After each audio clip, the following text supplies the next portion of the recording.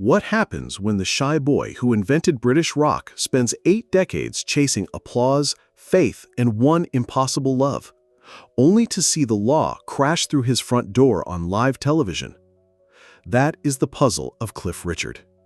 His story is a roller coaster of invention, betrayal, and reinvention, stretching from the heat of colonial India to the drizzle of post-war London. From screaming teenagers in 1958 to skeptical keyboard warriors in 2025. Stay with me, because every twist will challenge what you think you know about fame, loyalty, and survival. Close your eyes and picture Lucknow in 1940.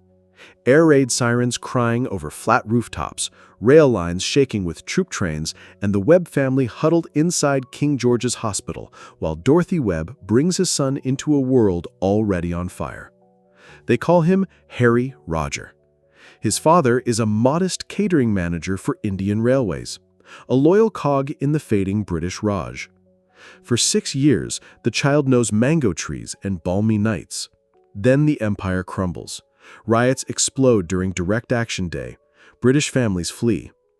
The Webbs board a rust-streaked liner bound for England, trading ceiling fans for coal smog. The 3-week voyage is no adventure cruise. It's a floating evacuation center. Harry shares a bunk the size of a coffin, while mothers spoon watery curry to seasick toddlers. Sunburn turns to fog when the ship docks in Tilbury. Surrey greets them with ration coupons, bomb-scarred walls, and powdered eggs. Harry's accent sounds strange, his clothes look stranger, and loneliness plants a vow. He will force this island to notice him. He copies Elvis on a battered dance set, stretches broom handle wires into a homemade guitar, and drowns out neighbor complaints. A local manager named Harry Greatorix spots potential, suggests a harder-edged name, and the shy refugee morphs into Cliff Richard, solid as a cliff face, fiery as Little Richard. The boy who once felt invisible has just drafted his own legend. Britain 1958 still hums polite crooner tunes when Cliff walks onto Oh Boy and spits out Move It. Recorded in a lunch break studio slot that cost £10, the track snarls like a stray dog. Radio Luxembourg spins it first, the BBC follows, and teenagers ignite. Cliff mania tramples theater seats, balconies sway so hard fire marshals threaten to pull plugs.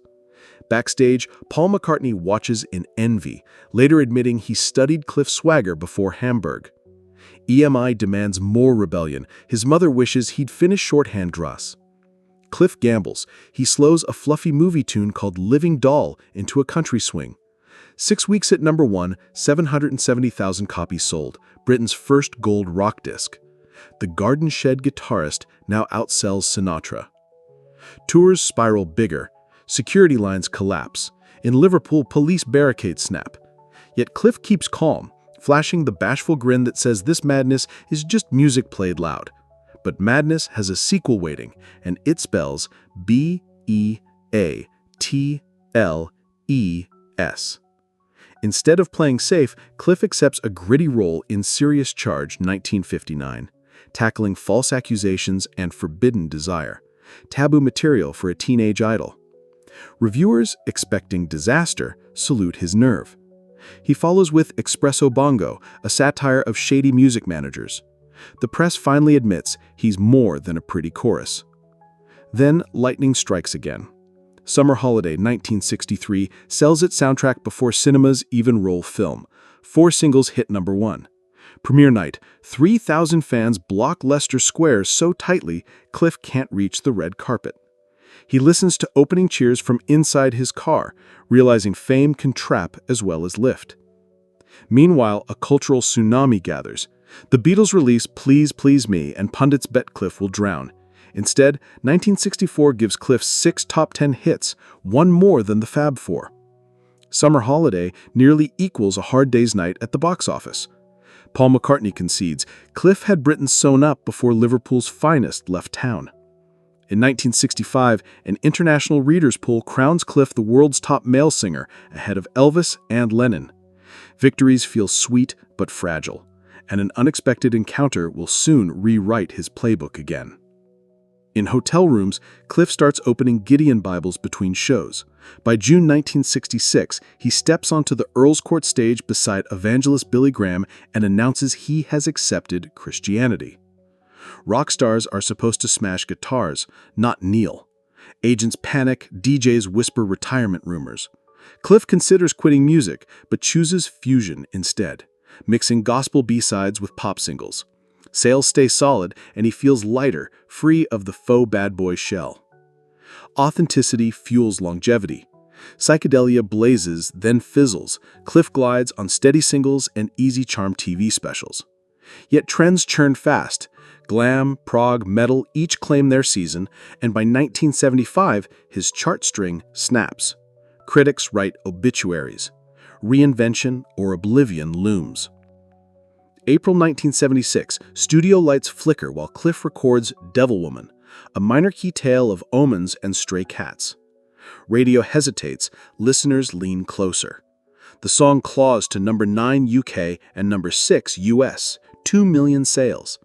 At 35, Cliff breaches Billboard's top 10, his American breakthrough.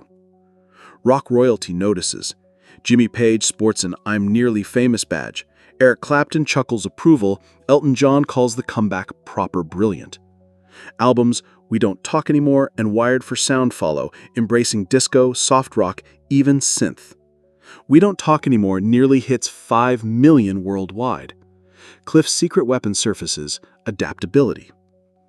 Yet revival brings scrutiny. Tabloids sniff at the bachelor lifestyle, asking if love ever tangled his careful hair. The answer, though whispered, is yes, and her name lingers like perfume across decades. Olivia Newton-John meets Cliff on his 1971 TV series, Chemistry Sparks. She's engaged to his guitarist Bruce Welch, so Cliff smiles from the wings. The engagement wobbles, ends, and Olivia rockets to Hollywood success with Grease. Cliff never confesses, never proposes, never forgets. Duets like Suddenly melt radios, friendship endures. In his 2020 memoir, he reveals the quiet crush that lasted 50 years. 3 weeks before Olivia loses her cancer battle in 2022, Cliff phones. She greets him with sunshine tone. After her passing, he refuses the word death, saying she simply stopped living. The eternal bachelor's heart finally shows its scar. 14 August 2014 looks ordinary until Cliff sees Sky News footage of his Berkshire penthouse swarmed by police.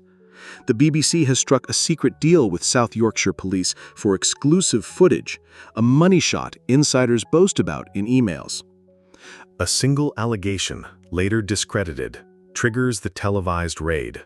Stress carves weight from his frame, shingles flares, and sleep vanishes. For 22 months, he is a suspect without charges. Investigators overlook guards who never left his side that night. Blackmail attempts follow. In June 2016, the CPS cites insufficient evidence. Not enough, Cliff sues the BBC. In July 2018, the High Court agrees, awarding £210,000 plus costs and condemning the broadcast as sensationalist. The ruling rewrites UK privacy law, but suspicion lingers. Cliff learns vindication is a marathon, not a headline. Christmas 1999, radio bans the Millennium Prayer. Congregations bulk buy CDs. Fans line streets. The track storms to 3-week #1. Gatekeepers baffled, Cliff triumphant. December 2024 brings lighter drama. A light-hearted segment on ITV's This Morning asks Cliff for his best holiday cooking tip.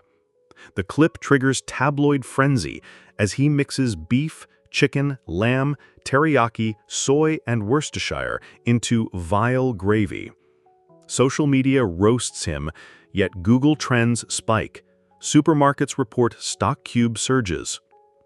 Digital darkness surfaces in early 2025 when the singer's official site warns fans about imposters on X and Facebook, promising personal video chats in exchange for gift cards. Some followers lose cash. Cliff posts a blunt video, "I will never message you for money." The warning sparks broader talks on elder fan scams. Through every storm, fandom stays loyal. Nostalgia, paired with honesty, forms unbreakable cement. On 14 October 2024, New Zealand's One News breaks the scoop. After 13 years, Cliff will return for 4 arena shows in November 2025. The official website expands the news to an 18-date Can't Stop Me Now world tour. Ticket portals crash. Promoters add matinees for multi-generational fans. In January 2025, Cliff appears on ABC's News Breakfast, wearing a powder blue blazer. He credits Pilates and humming scales while watering orchids for his stamina. Rehearsals begin. Passerby videos leak falsetto whiffs onto TikTok. Behind the cheer, Cliff battles jet-lagged logistics and arthritis flares. "That's why God invented capos," he jokes. Each admission fuels anticipation. Each step becomes marketing gold. The stage is set for one more act.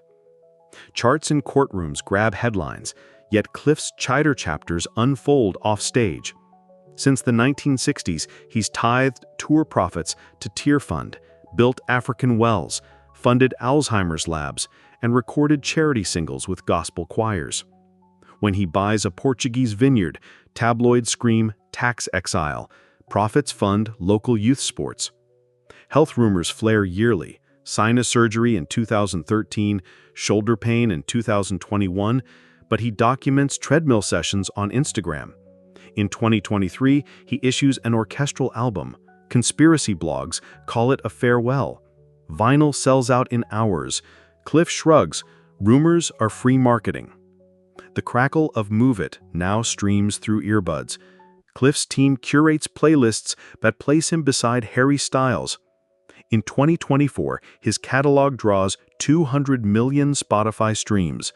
He hosts a Reddit AMA, charming users young enough to be great-grandkids. Deepfake tech spawns a bogus crypto ad, later debunked. Lawmakers cite it while drafting 2025 authenticity laws. Archivists chase 1,500 rumored demos. Cliff teases, "Maybe when I'm 90. A British library exhibit, Bachelor Boy to Beatle Slayer, showcases his fringed jacket and battered sheet music stand. A gray-haired woman recalls detention for ditching school in 1959. A Gen Z visitor stares at a vinyl sleeve. It's like a giant CD. Academics analyze his evolving lyrics, proving what fans felt. Cliff rewrote pop longevity. Listen close, and Cliff's life mirrors a perfect pop single. Punchy intro, verse, chorus, surprise middle eight, and a fade-out that refuses to fade.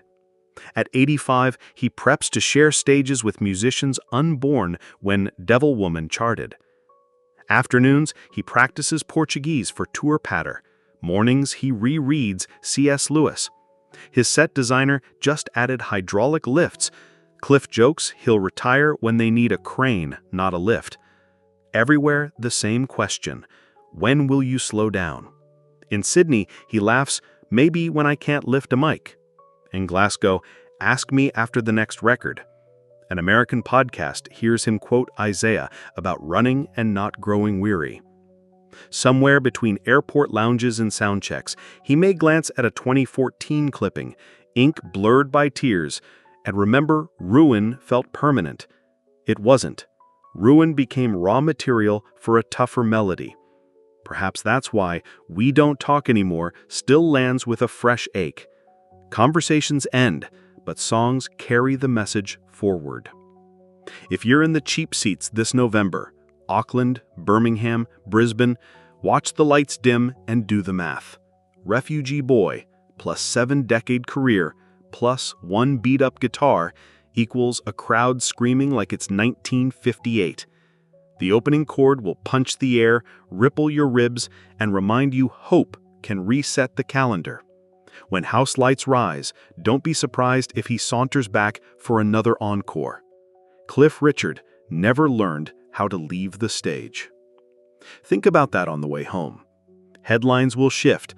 Hologram posters will decorate bus stops, yet as long as someone hums a Cliff Richard hook in a supermarket aisle, the story continues. Legacy isn't marble statues or platinum plaques. It's the echo you can't shake from your brain. Cliff supplied the echo. We keep it alive each time we press play. And that, more than any award, lawsuit, or rumor, is why the next song might be his greatest yet, and why the encore, in the end, belongs to all of us.